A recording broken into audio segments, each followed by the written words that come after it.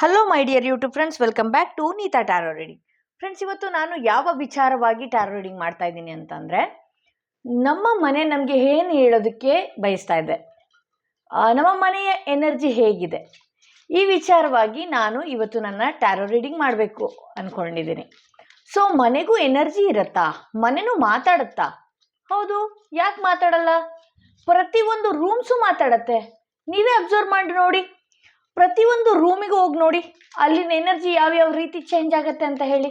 ಕಿಚನ್ಗೆ ಹೋದಾಗ ಯಾವ ರೀತಿ ಎನರ್ಜಿ ಇರುತ್ತೆ, ಬಾತ್ರೂಮ್ಗೆ ಹೋದಾಗ ಯಾವ ರೀತಿ ಎನರ್ಜಿ ಚೇಂಜ್ ಇರುತ್ತೆ, hall, rooms, dining area, okay, balcony, ಇದರಿಂದ ಎಷ್ಟು ಚೇಂಜಸ್ ಇದೆ. ಕೆಲವ್ರ ಮನೆ ನೀವು ಅಬ್ಸರ್ವ್ ಮಾಡಿದ್ದೀರಾ, ಕೆಲವ್ರ ಮನೆಗೆ ಹೋದರೆ ಒಂದಷ್ಟು ಕುತ್ಕೊಳ್ಳೋದಕ್ಕೆ ಮನಸ್ಸಾಗಲ್ಲ. ಇನ್ನು ಕೆಲವ್ರ ಮನೆ ಅದೆಷ್ಟೇ ಚಿಕ್ಕ ಮನೆ ಆಗಿರಬಹುದು, ಅಲ್ಲಿ ಇರೋಣ ಅನಿಸುತ್ತೆ. ಯಾಕೆ? ಅವರೆಲ್ಲ ಆ ರೀತಿ ಮಾಡಿಟ್ಟಿರ್ತಾರೆ ಮನೆ. ಹೌದು, ಇದು ನಮ್ಮಿಂದನೇ ಆಗೋದಕ್ಕೆ ಸಾಧ್ಯ. ನಾವು ಯಾವಾಗಲೂ ಆ ರೂಮಲ್ಲಿ ಏನು ಮಾತಾಡ್ತೀವಿ, ಯಾವ ವಿಚಾರವಾಗಿ ಮಾತಾಡ್ತೀವಿ, ನಾವು ಹೇಗಿರ್ತೀವಿ, ನಾವು ಹೇಗೆ ಇಡ್ತೀವಿ ಮನೇನ, ಇದು ಎಲ್ಲ ಮನೆ ಗೋಡೆಗಳು ಅಬ್ಸರ್ವ್ ಮಾಡುತ್ತೆ. ನಿಮ್ಗೆ ಗೊತ್ತಾ, ಮನೆಯ ಗೋಡೆಗಳಿಗೂ ನಾವೇನು ಮಾತಾಡ್ತೀವೋ ಅದನ್ನು ಅಬ್ಸರ್ವ್ ಮಾಡೋ ಶಕ್ತಿ ಇದೆ. ಎಸ್, ಅಬ್ಸರ್ವ್ ಮಾಡೋ ಶಕ್ತಿ ಇದೆ. ವಾಸ್ತುನ ಯಾರೆಲ್ಲ ನಂಬ್ತೀರಲ್ಲ, ಹಾಗೆ ಇದನ್ನು ನೀವು ನಂಬಲೇಬೇಕು. ವಾಸ್ತುನ ಯಾರು ನಂಬ್ತೀರಾ, ಯಾರೋ ಸ್ಪಿರಿಚುಯಾಲಿಟಿನ ನಂಬ್ತೀರಾ, ಮನೆನೂ ಕೂಡ ಒಂದು ಎಂಪ್ಯಾತ್. ಓಕೆ, ಸೊ ನಿಮ್ಮ ಮನೆ ನಿಮ್ಗೆ ಏನು ಹೇಳೋದಕ್ಕೆ ಬಯಸ್ತಾ ಇದೆ? ಮನೆ ತುಂಬ ಸೆನ್ಸಿಟಿವ್, ಗೊತ್ತಾ? ತುಂಬ ಸೆನ್ಸಿಟಿವ್, ಮಗುಕ್ಕಿಂತ ಸೆನ್ಸಿಟಿವ್ ಮನೆ ಯಾವಾಗಲೂ. ನೋಡಿ, ಮನೆಯಲ್ಲಿ ಫಾಲ್ಸ್ ಪರ್ಸನ್ಸ್ಗಳು ಓಡಾಡೋದು ಶುರು ಆಗಿದೆ. ಫಾಲ್ಸ್ ಪರ್ಸನ್ ಬರೋದು ಅಂದರೆ ಸುಳ್ಳು ಹೇಳೋದು ಮನೆ ಒಳಗಡೆ, ಅಥವಾ ಬೇರೆಯವ್ರು ಬಂದು ಸುಳ್ಳು ಹೇಳೋದು. ಅಲ್ಲಿಗೆ ನಮ್ಮ ವ್ಯವಹಾರಗಳೇನಾಗತ್ತೆ ಅಂದರೆ, ಏನಾದರೂ ಮಾಡ್ತಾ ಇರುವಾಗ ಅದು ಮಧ್ಯಕ್ಕೆ ಕಟ್ಟಾಗತ್ತೆ. ಏನು ಕೊಡಬೇಕು ಭಗವಂತ ಅದು ಕೊಡೋದೇ ಇಲ್ಲ. ಆ ಮನೆ ಎನರ್ಜಿ ಏನೇನು ಕೊಡಬೇಕು ನಿಮಗೆ ಅಂದ್ಕೊಂಡಿರತ್ತೆ ಅದು ಕೊಡೋದೇ ಇಲ್ಲ. ಯಾವುದಾದ್ರೂ ಒಳ್ಳೆ ಕೆಲಸ ಮಾಡ್ತಾ ಇದ್ರೆ ಈ ಥರ ಸುಳ್ಳು ಹೇಳೋ ಪರ್ಸನ್ಸ್ಗಳು ಮನೆ ಒಳಗಡೆ ಬರೋದು. ಸುಳ್ಳು ಸಂದರ್ಭಕ್ಕೆ ತಕ್ಕ ಹಾಗೆ ಹೇಳಬೇಕು, ಹೌದು, ಆದರೆ ಪದೇ ಪದೇ ಸುಳ್ಳು ಹೇಳೋದು ಇದು ಎಷ್ಟು ಮಟ್ಟಿಗೆ ಸರಿ ಇರ್ಬೋದು? ಮನೆ ಕೂಡ ಅಬ್ಸರ್ವ್ ಮಾಡ್ಕೊಳ್ತೆ. ಸೊ ಮನೆಗಳಲ್ಲಿ ತುಂಬ ಸುಳ್ಳು ಹೇಳೋದು ಒಳ್ಳೆಯದಲ್ಲ. ಈ ಫೇಕ್ ಪ್ರಾಮಿಸ್ ಮಾಡೋದು, ಸುಳ್ಳು ಹೇಳೋದು, ಓಕೆ, ಈ ಥರದ್ದೆಲ್ಲ ಮಾಡಿದಾಗ ಯಾರೆಲ್ಲ ಗಂಡ ಹೆಂಡತಿ ನಡುವೆ ಕಿರಿಕಿರಿ ಆಗ್ತಾ ಇದೆ ಮನೆ ಒಳಗಡೆ, ತುಂಬ ಅಂದ್ಕೊಳ್ತೀರಾ ಯಾಕೆ ಅಂತ ಹೇಳಿ. ಇದಕ್ಕೆ ಯಾರೆಲ್ಲ ಆಣೆ ಪ್ರಮಾಣಗಳು ಮಾಡೋದು,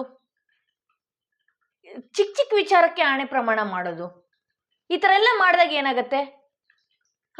ನಿಮ್ಮ ನಡುವೆನೇ ಕಿತ್ತಾಟ ಶುರು ಆಗತ್ತೆ. ಓಕೆ, ಆ ಎನರ್ಜಿ ಚೇಂಜ್ ಆಗತ್ತೆ. ಸೊ ಇದರಿಂದಾಗಿ ನಿಮ್ಮ ಪಾರ್ಟ್ನರ್ ನಡುವೆ ಇರಬಹುದು, ಗಂಡ ಹೆಂಡತಿ ನಡುವೆ ಇರಬಹುದು, ಒಂದು ರಿಲೇಷನ್ಶಿಪ್ಪಲ್ಲಿ ಇರಬಹುದು, ಏನೇ ಇರ್ಬೋದು, ಜಗಳಗಳು ಶುರು ಆಗುತ್ತೆ. ತುಂಬ ಚೆನ್ನಾಗಿರುವಂಥ ರಿಲೇಷನ್ಶಿಪ್ ಇರಬಹುದು, ಎಷ್ಟು ಪ್ರೀತಿಯಿಂದ ಇರಬಹುದು. ಸೊ ಅಂಥ ಪ್ರೀತಿ ಇಂಥ ಜನಗಳು ಬಂದು ಹೋಗೋದಿರ್ಬೋದು, ಅಕ್ಕಪಕ್ಕದವರೇ ಆಗಿರ್ಬೋದು, ಬರೋದು, ಸುಮ್ಮನೆ ಏನೇನೋ ಹೇಳೋದು, ಗಾಸಿಪ್ನ ಹರಡಿಸೋದು, ಈ ರೀತಿ ಮಾಡಿ ಮನೆಯ ಎನರ್ಜಿ ಚೇಂಜ್ ಮಾಡಿ ಏನಾಗುತ್ತೆ, ಅದು ಒಳ್ಳೆಯ ಎನರ್ಜಿನೇ ಕಳ್ಕೊಂಡ್ಬಿಟ್ಟಿರತ್ತೆ ಮನೆ. ಸೊ ಗಂಡ ಹೆಂಡತಿ ನಡುವೆ ಕಿತ್ತಾಟ ನಡೀತಾ ಇತ್ತು. ಓಕೆ, ಕಿತ್ತಾಟ ನಡೀತಾ ಇದೆ. ನೀವು ಆದಷ್ಟು ಆ ಮನೆ ಒಳಗಡೆ ಖುಷಿಯಾಗಿರೋದಿರ್ಬೋದು, ಆ ಮನೆನ ಕ್ಲೀನಾಗಿ ಲಿವಿಂಗ್ ಏರಿಯಾ ಏನಿದೆ ಆ ಮನೆನ ಕ್ಲೀನಾಗಿ ಇಡೋದು ಇರಬಹುದು. ಒಂದು ಅಟ್ರಾಕ್ಟಿವ್ ಆಗಿ ಒಂದು ಗಿಡಗಳು, ಪ್ಲ್ಯಾಂಟ್ಸ್ ಇಡ್ಬೋದು. ಪ್ಲ್ಯಾಂಟ್ ಅಂದ ತಕ್ಷಣವೇ ಪ್ಲಾಸ್ಟಿಕ್ ಪ್ಲ್ಯಾಂಟ್ಸ್ಗಳನ್ನ ಇಟ್ಬಿಡ್ತೀರಿ. ನಿಜ, ಇದೆಲ್ಲ ಒಂದು ನೆಗೆಟಿವ್ ಎನರ್ಜಿ ಅಬ್ಸರ್ವ್ ಮಾಡುತ್ತೆ. ನೋಡಿ, ನಿಮ್ಮ ಮನೆ ಎಷ್ಟು ಚೆನ್ನಾಗಿ ಒಂದು ಒಳ್ಳೆಯ ಜರ್ನಿ ಮಾಡಬೇಕಾಗಿತ್ತು. ಒಂದು ಕಪಲ್ಸ್, ನೀವು ಏನು ಗಂಡ ಹೆಂಡತಿ ಸಂಬಂಧ ಇರಬಹುದು, ಲವರ್ ಇರಬಹುದು, ನೀವು ಈ ಥರ ಎಲ್ಲ ಮಾಡ್ಕೊಂಡು ಬಂದರೆ, ಅಂದರೆ ಮನೆ ಒಳಗಡೆ ಲಿವಿಂಗ್ ಏರಿಯಾದಲ್ಲಿ ಗ್ರೀನ್ರಿ ಆಗಿಡೋದು, ಹಸಿರು ಗಿಡಗಳನ್ನ ತರೋದು, ಇಡೋದು, ಈ ಥರ ಎಲ್ಲ ಮಾಡಿದಾಗ ಏನಾಗುತ್ತೆ ಗೊತ್ತಾ, ನೀವು ನಿಮ್ಮ ರಿಲೇಷನ್ಶಿಪ್ಪಲ್ಲಿರಬಹುದು, ಪ್ರೀತಿಯಲ್ಲಿರಬಹುದು, ಮನಸ್ಸಿನ ಮಾತುಗಳು ಅವ್ರು ಬಿಚ್ಚಿ ಮಾತಾಡೋದಕ್ಕೆ ಶುರು ಮಾಡ್ತಾರೆ. ನಿಮ್ಮ ಪ್ರೇಮಿ ನಿಮ್ಮ ಜೊತೆ ಮಾತಾಡೋದಕ್ಕೆ ಶುರು ಮಾಡ್ತಾರೆ, ನಿಮ್ಮ ಹಸ್ಬೆಂಡ್ ನಿಮ್ಮ ಜೊತೆ ಮಾತಾಡೋದಕ್ಕೆ ಶುರು ಮಾಡ್ತಾರೆ, ನಿಮ್ಮ ವೈಫ್ ನಿಮ್ಮ ಜೊತೆ ಮನಸ್ಸು ಬಿಚ್ಚಿ ಮಾತಾಡೋದಕ್ಕೆ ಶುರು ಮಾಡ್ತಾರೆ. ಆ ಹಾಲ್ ಆ ಲಿವಿಂಗ್ ಏರಿಯಾ ಏನಿದೆ, ಆ ಲಿವಿಂಗ್ ಏರಿಯಾದಲ್ಲಿ ಒಳಗಡೆ ನಾವು ಗ್ರೀನ್ರಿ ಆಗಿಡೋದು, ಹೂವಿನ ಗಿಡಗಳಿರಬಹುದು, ಅಥವಾ ಈಗೆಲ್ಲ ಬಂದಿದೆಯಲ್ಲ ಗಿಡಗಳು, ಓಕೆ, ಆ ಜೇಡ್ ಪ್ಲ್ಯಾಂಟ್ ಅದನ್ನ ಇಡೋದಾಗಿರಬಹುದು. ಕ್ಲೀನಾಗಿ ಆ ಬೆಡ್, ಸೋಫಾ ಏನೇ ಇರಲಿ ರೀ, ನಮ್ಮನೇಲಿ ಸೋಫಾ ಇಲ್ಲ, ಏನೇ ಇಲ್ಲ, ಏನಾದರೂ ಇರಲಿ, ಅಟ್ಲೀಸ್ಟ್ 2 ಚೇರ್, ಆ ಚೇರ್ ಎತ್ತಿ ಕ್ಲೀನ್ ಮಾಡಿ ಒರೆಸಿ ಅದನ್ನ ನೀಟಾಗಿ ಇಟ್ಟರೆ ಅದೇನೋ ಒಂಥರ. ಓಕೆ, ಈ ಥರದ್ದೆಲ್ಲ ಮಾಡಿದಾಗ ಏನಾಗುತ್ತೆ, ನಿಮ್ಮ ಪಾರ್ಟ್ನರ್ ನಿಮ್ಮೊಟ್ಟಿಗೆ ಚೆನ್ನಾಗಿ ಮಾತಾಡೋದು, ಕಿತ್ತಾಟಗಳೇನಾದರೂ ನಡೀತಾ ಇದೆ ಮನೆ ಒಳಗಡೆ ಅಂತ ಅಂದಾಗ ಈ ಥರದ್ದೆಲ್ಲ ಆಗೋದಕ್ಕೆ ಶುರು ಆಗುತ್ತೆ. ಅವ್ರ ಮನಸ್ಸು ಬಿಚ್ಚಿ ನಿಮ್ಮೊಟ್ಟಿಗೆ ಮಾತಾಡ್ತಾರೆ. ಓಕೆ, ನೆಕ್ಸ್ಟ್ ಥೀಫ್ ಬರ್ತಾ ಇದೆ. ಈ ಥರ ಅಂದರೆ ತುಂಬ ಭಯ ಇದೆ ನಿಮಗೆ. ಏನಾದರೂ ಅಟ್ಲೀಸ್ಟ್ ಇಲ್ಲಿ ಒಂದು ಕೊತ್ತಂಬರಿ ಸೊಪ್ಪು ತೊಗೊಳೋದಕ್ಕೆ ಮುಂದ್ಗಡೆ ಗಾಡಿ ತರೋದಕ್ಕೆ ಹೋದಾಗೂ ನೀವು ಲಾಕ್ ಹಾಕ್ಕೊಂಡು ಹೋಗಬೇಕು ಅನ್ನೋ ಥರ ಹೆದರಿಕೆ, ಕಳ್ಳರ ಕಾಟ ಏನಾದರೂ ಇರಬಹುದು. ಇದೆಲ್ಲ ಯಾಕಾಗತ್ತೆ ಅಂತ ಹೇಳಿದ್ರೆ, ನಾವೊಂದಷ್ಟು ದಾನ ಧರ್ಮಗಳು ನಾವು ಮಾಡಬೇಕು. ನಾವು ಮಾಡಲೇಬೇಕು, ದಾನ ಧರ್ಮಗಳು ಮಾಡಬೇಕು. ದೇವಸ್ಥಾನಗಳಿಗೆ ಹೋದಾಗ ಅರ್ಚಕರಿಗೆ ಒಂದಷ್ಟು ಹಣ ಕೊಡೋದು ಇರ್ಬೋದು. ನಾವು ಹುಂಡಿಗೆ ಹಾಕೋದ್ರಿಂದ ಅದು ಮತ್ತೆ ಮನುಷ್ಯನಿಗೆ ಸೇರುತ್ತೆ, ಭಗವಂತನಿಗೇನು ಹಾಕಲ್ಲ ನೀವು. ಆ ದೇವಸ್ಥಾನಕ್ಕೆ ಹೋದಾಗ ಮುಂದ್ಗಡೆ ಕೂತಿರೋರಿಗೆ ದಾನ ಧರ್ಮ ಮಾಡೋದಿರಬಹುದು. ಕಷ್ಟ ಅಂತ ಬಂದಾಗ ಅಟ್ಲೀಸ್ಟ್ ನಮಗೆ 1000 ರೂಪಾಯಿ ಕೊಡೋ ಯೋಗ್ಯತೆ ಇಲ್ಲ ಅಂದರೂ ಆ ಮನುಷ್ಯನಿಗೆ 100 ರೂಪಾಯಲ್ಲಿ ತೃಪ್ತಿ ಪಡಿಸೋದಕ್ಕಿರ್ಬೋದು. ಅದನ್ನು ಪಡಿಸ್ದಾಗ ಏನಾಗುತ್ತೆ, ಈ ಥರ ಕಳ್ಳರಿಂದ ಭಯ ಇರಬಹುದು, ಕಳ್ಳತನಗಳಾಗೋದು ಇರಬಹುದು, ಅದೆಲ್ಲ ತಪ್ಪಿಸ್ಕೊಳ್ಬೋದು ನೀವು. ಯಾಕೆ ಯಾವಾಗಲೂ ಕಳ್ಳರದ್ದು ಭಯ ಇರುತ್ತೆ, ಕಳ್ತನ ಆಗುತ್ತೆ ಅನ್ನೋದು ಇರುತ್ತೆ ಅಲ್ವಾ? ಕಳ್ತನ ಯಾಕಾಗತ್ತೆ ಗೊತ್ತಾ? ನಾವು ಯಾವಾಗ ದಾನ ಧರ್ಮ ಮಾಡಲ್ವೋ, ನಮ್ಮಿಂದ ಏನು ಕಿತ್ಕೊಳ್ಬೇಕಲ್ವಾ, ಭಗವಂತ ಆ ರೂಪದಿಂದ ಹೆಂಗಾದ್ರೂ ಕಿತ್ಕೊಂಡು ಬಿಡ್ತಾನೆ. ಸೊ ನಾವು ಆದಷ್ಟು ಕೈಲಾಗ್ಲಿದ್ದವ್ರಿಗೆ ಊಟ ಕೊಡ್ಸೋದಿರಬಹುದು. ಈ ಥರದ್ದೆಲ್ಲ ಮಾಡ್ಕೊಂಡು ಬಂದಾಗ ಈ ಥರ ಕಳ್ಳರಿಂದ ಭಯ ಮನೆಗೆ ಆಗಲ್ಲ. ಓಕೆ, ಸೊ ನೆಕ್ಸ್ಟ್ ಕಾರ್ಡ್ ಏನು ಬರ್ತಾ ಇದೆ,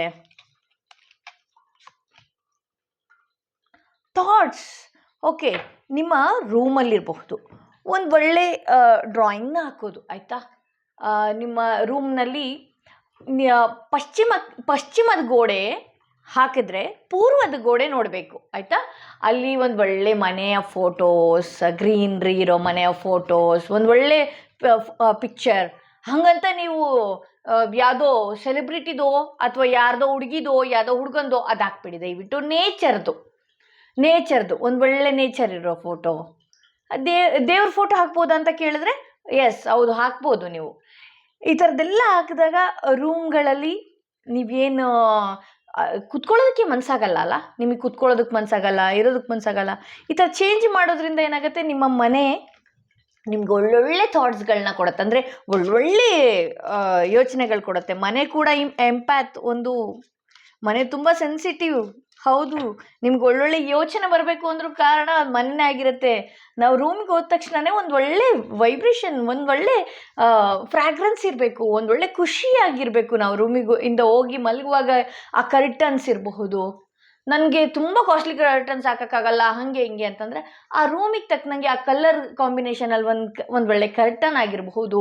ಆ ಪಶ್ಚಿಮದ ಗೋಡೆಗೆ ಒಂದು ಒಳ್ಳೆ ಪೋಸ್ಟರ್ ಹಾಕೋದಿರಬಹುದು, ಗ್ರೀನ್ರಿ, ನೇಚರ್ ಫೋಟೋಸ್, ಮನೆ ಫೋಟೋಸ್, ಈ ಥರದ್ದೆಲ್ಲ ಹಾಕೋದಿರಬಹುದು. ಮೇನ್ ಫೀಮೇಲ್ ಅಂತ ಬರ್ತಾ ಇದೆ. ಮನೆಯ ಮುಖ್ಯ ಹೆಣ್ಮಗಳು ಏನಿದ್ದಾಳೆ ಮನೆ ಒಳಗಡೆ, ಪ್ರತಿಯೊಂದು ಕಡೆನೂ ಧೂಪ ಹಾಕೋದಿರಬಹುದು. ಮನೆಯ ಗೃಹಿಣಿ ಏನಿದ್ದಾಳೆ ಬೇಗ ಎದ್ದೋಳೋದಿರಬಹುದು, ಟಿಫನ್ ಮಾಡೋದಿರ್ಬೋದು. ಇವಾಗೆಲ್ಲ ಏನು ಮಾಡ್ತೀರಿ, 10-11 ಗಂಟೆಗೆ ಎದ್ದೇಳ್ತೀರಿ, 12 ಗಂಟೆ, ಮಧ್ಯಾಹ್ನದ 12 ಗಂಟೆಯಿಂದ ನಿಮ್ಮ ದಿನಚರಿ ಶುರು ಆಗುತ್ತೆ. ಈ ಥರ ಇದೆ. ಇಲ್ಲ, ಮನೆಯ ಮುಖ್ಯ ಹೆಣ್ಮಗಳೇನಿದ್ದಾಳೆ ಬೇಗ ಎದ್ದೇಳೋದಿರ್ಬೋದು, ಒಂದು ಬೆಳಗ್ಗೆನೇ ಎದ್ದು ಪೂಜೆ ಮಾಡೋದಿರ್ಬೋದು, ಮೆಡಿಟೇಷನ್ ಮಾಡೋದಿರಬಹುದು, ಮನೆಗೆ ಒಂದು ಒಳ್ಳೆ ಮ್ಯೂಸಿಕ್ ಕೇಳಿಸೋದಿರಬಹುದು. ಈ ಥರದ್ದೆಲ್ಲ ಮಾಡ್ಕೊಂಡು ಬಂದಾಗ ನಿಮ್ಗೆ ಇದೆಲ್ಲ ಸಿಗುತ್ತೆ. ಒಂದು ಒಳ್ಳೆ ಮನೆಯಲ್ಲಿ ಮಕ್ಕಳು ಕೂತ್ಕೊಳ್ಳೋದಕ್ಕಾಗಲಿ, ಓದೋದಕ್ಕಾಗಲಿ, ಇದೆಲ್ಲದಕ್ಕೂ ನೋಡಿ ಹೌಸ್ ಬರ್ತಾ ಇದೆ. ಅವಾಗ ಏನಾಗುತ್ತೆ, ಎಂಟೈರ್ ಮನೆಯೇ ಖುಷಿಯಿಂದ ಕೂಡುತ್ತೆ. ಜನಗಳು ನಿಮ್ಮ ಮನೇನ ಬಯಸಿ ಬರ್ತಾರೆ. ನಾನು ಇವ್ರ ಮನೆಗೆ ಹೋಗಿ ಕುತ್ಕೊಂಡ್ರೆ ಸಮಾಧಾನ ಅಂತ ಹೇಳಿ ಯಾರೆಲ್ಲ ರಿಲೇಟಿವ್ಸ್ ಇರಬಹುದು, ಅಕ್ಕಪಕ್ಕದವ್ರು ಇರಬಹುದು, ಏನೇ ಇರಬಹುದು, ಅವ್ರು ನಿಮ್ಮ ಮನೆಯಿಂದ ಖುಷಿಯಾಗಿ ಬರ್ತಾರೆ. ಯಾಕೆಂದ್ರೆ ನಿಮ್ಮ ಮನೇಲಿ ನೆಮ್ಮದಿ ಇದೆ ಅಂತ ಹೇಳಿ. ಪ್ರತಿಯೊಂದು ರೂಮ್ನ ಕ್ಲೀನಾಗಿ ಇಡೋದಿರ್ಬೋದು, ಬೆಡ್, ದಯವಿಟ್ಟು ಆ ಬೆಡ್ ಮೇಲೆ ಟವಲ್ಸ್ಗಳನ್ನ ಹಾಕೋದು, ಅದು ಇದು ಹಾಕೋದು, ದಯವಿಟ್ಟು ಇದನ್ನೆಲ್ಲ ಮಾಡಬೇಡಿ. ಎದ್ದ ತಕ್ಷಣನೇ ಈ ಮೇನ್ ಫೀಮೇಲ್ ಏನಿದ್ದಾರೆ ಅವರೆಲ್ಲ ಮನೆ ಶುದ್ಧಿ ಮಾಡೋದಿರ್ಬೋದು, ಎಲ್ಲ ಕ್ಲೀನ್ ಮಾಡ್ತಾ ಬನ್ನಿ. ನಿಜವಾಗ್ಲೂ ನಿಮಗೆ ಮನೆ ಎಷ್ಟು ಅದ್ಭುತ, ಒಂದು ಯಾವ ರೀತಿ, ಅದೆಷ್ಟೇ ಚಿಕ್ಕ ಮನೆ ಇರಬಹುದು, ನಿಮಗೆ ಒಂದು ಅರಮನೆ ಫೀಲ್ ಕೊಡುತ್ತೆ, ಒಳ್ಳೆ ಥಾಟ್ಸ್ ಕೊಡುತ್ತೆ, ಕಳ್ಳರಿಂದ ಭಯ ಇರೋದನ್ನು ತಪ್ಪಿಸುತ್ತೆ. ನಿಮ್ಮ ಮನೆ ಆ ಥರ ಇಡಿ, ಲೈಟ್ ಹಚ್ಚಿ, ದೀಪ ಹಚ್ಚಿ, ಒಂದೊಳ್ಳೆ ದೀಪ ಹಚ್ಚಿ, ಬೆಳಿಗ್ಗೆನೇ ದೀಪ ಹಚ್ಚಿ, ಸಂಜೆನೂ ದೀಪ ಹಚ್ಚಿ, ತುಂಬ ಚೆನ್ನಾಗಿರುತ್ತೆ ಮನೆಯ ವಾತಾವರಣ ಏನಿದೆ. ಆ ದೀಪಕ್ಕೇನಿದೆ, ಮನೆಯ ವಾಸ್ತುನ ಕಂಟ್ರೋಲ್, ಆ ವಾಸ್ತು ಹೇಗೆ ಇರಲಿ, ಮನೆಯ ವಾಸ್ತು ಕಂಟ್ರೋಲ್ ಮಾಡೋ ಶಕ್ತಿ ಇರುತ್ತೆ. ಗಿಡಗಳಿಗೆ ಎಲ್ಲದಕ್ಕೂ ನಾವು ಆಲ್ಮೋಸ್ಟ್ ಆಲ್ ಇವಾಗ ಪ್ರಕೃತಿ ಕನೆಕ್ಟೇ ಆಗ್ತಾ ಇಲ್ಲ. We are very much disconnected with nature ಅಲ್ವಾ? ನಾವು ಪ್ರಕೃತಿ ಕನೆಕ್ಟೇ ಆಗ್ತಾ ಇಲ್ಲ. ಸೊ ಅಟ್ಲೀಸ್ಟ್ ಗಿಡಗಳನ್ನ ತರೋದು, ಅದನ್ನ ನಮ್ಮನೆ ಒಂದು ಚಿಕ್ಕ ಜಾಗನೇ ಇಲ್ಲ ಅಂತ ಅನ್ನೋದು, ಪಾಟಲ್ಲಿ ಗಿಡ ಹಾಕೋದು, ಇದೆಲ್ಲ ನಮ್ಮನ್ನು ಅಬ್ಸರ್ವ್ ಮಾಡುತ್ತೆ ಪ್ರಕೃತಿ. ನಾವು ಏನು ಪ್ರಕೃತಿನ ಎಷ್ಟು ಚೆನ್ನಾಗಿಡ್ತೀವಿ, ನಮ್ಮ ಮನೆ, ನಮ್ಮ ಮನಸ್ಸು ಕೂಡ ಚೆನ್ನಾಗಿಡುತ್ತೆ, ನಮ್ಮ ಅಟ್ಮಾಸ್ಫಿಯರ್ ಕೂಡ ಚೆನ್ನಾಗಿರುತ್ತೆ. ಬೆಳಗ್ಗೆ ಎದ್ರೆ ಅದು ಏನು ಮಾಡೋದು, ರೀಲ್ಸ್ ನೋಡೋದು, ಜಗಳ, ಅವ್ರದ್ದೇನೋ, ಅವ್ರದ್ದು ಅಪ್ಡೇಟ್ಸ್ ಏನು, ಇವ್ರದ್ದು ಅಪ್ಡೇಟ್ಸ್ ಏನು, ಇವ್ರೇನು ಸ್ಟೋರಿ ಹಾಕಿದ್ದಾರೆ, ಅವ್ರೇನು ಸ್ಟೋರಿ, ಇದೆಲ್ಲ ಬೇಡ. ನಾವು ನಮ್ಮ ಮನೆನ ಕ್ಲೀನಾಗಿ ಇಟ್ಕೊಳ್ಳೋಣ. ಓಕೆ, ಕಿಚನ್ ಕೂಡ ಕ್ಲೀನಾಗಿ ಇಟ್ಕೊಳ್ಳೋಣ. ಇಲ್ಲ ಏನು ಮಾಡಲ್ಲ ಅಂತ ಅಂದ್ಕೊಂಡ್ರೆ, ಈಗ ನಾವು ಹೇಗಿದ್ದೀವೋ ಹಾಗೇ ಇರ್ತೀವಿ, ನಾವೇನೂ ಮಾಡಲ್ಲ ಅಂದ್ಕೊಂಡ್ರೆ ಈ ರೀತಿ ಇರಬೇಕಾಗತ್ತೆ ಅಂತ ಹೇಳ್ತಾ ಇದೆ ಮನೆ. ಓಕೆ, ತುಂಬ ಡಿಸಪಿಯರ್ ಆಗಿ, ಎಲ್ಲದರಲ್ಲೂ ಡಿಸಪಿಯರ್ ಆಗಿ ಆ ರೀತಿ ಕುತ್ಕೊಳ್ಬೇಕಾಗತ್ತೆ ನೀವು. ನಿಮ್ಮ ಮನೆ ಇದನ್ನು ಹೇಳೋದಕ್ಕೆ ಬಯಸ್ತಾ ಇದೆ. ಸೊ ನೋಡಿ, ಕಮ್ಯುನಿಟಿ ಬಂದಿದೆ. ಮತ್ತೆ ಇದೆಲ್ಲ ಮಾಡ್ಕೊಂಡು ಬಂದಾಗ ನಿಮ್ಮ ಅಟ್ಮಾಸ್ಫಿಯರ್ ಚೆನ್ನಾಗಿರುತ್ತೆ, ನೀವಿರೋ ಏರಿಯಾ ಚೆನ್ನಾಗಿರುತ್ತೆ, ನಿಮ್ಮ ಏರಿಯಾದಲ್ಲಿ ನಿಮ್ಗೊಂದೊಳ್ಳೆ ಗೌರವ, ಬೆಲೆಗಳಿರುತ್ತೆ. ಓಕೆ, ಮನೆಯಲ್ಲಿ ಅಲ್ಲಿ ಧೂಳು ಜೇಡು ಕಟ್ಟಿರೋದೇನಾದರೂ ಇದ್ರೆ ದಯವಿಟ್ಟು ಅದನ್ನು ತೆಗೀರಿ. ಓಕೆ, ದಯವಿಟ್ಟು ಅದನ್ನು ಈ ಸಂಡೇ ಹೊತ್ತು ಕ್ಲೀನ್ ಮಾಡ್ಕೊಳ್ಳೋದು, ಈ ಥರದ್ದೆಲ್ಲ ಮಾಡಿ. ಎಲ್ಲ ಮನೆ ಶುದ್ಧಿ ಮಾಡ್ಕೊಂಡು ಬನ್ನಿ. ನಿಜವಾಗ್ಲೂ ಯಾರೆಲ್ಲ ಏನೇನು ವಿಚಾರದೊಳಗೆ ಕೊರಗ್ತಾ ಇದ್ದೀರಾ, ನಿಮ್ಮ ಮನೆ ನಿಮಗೆ ಖುಷಿಯಾಗಿಡೋದಕ್ಕೆ ಪ್ರಯತ್ನ ಪಡುತ್ತೆ.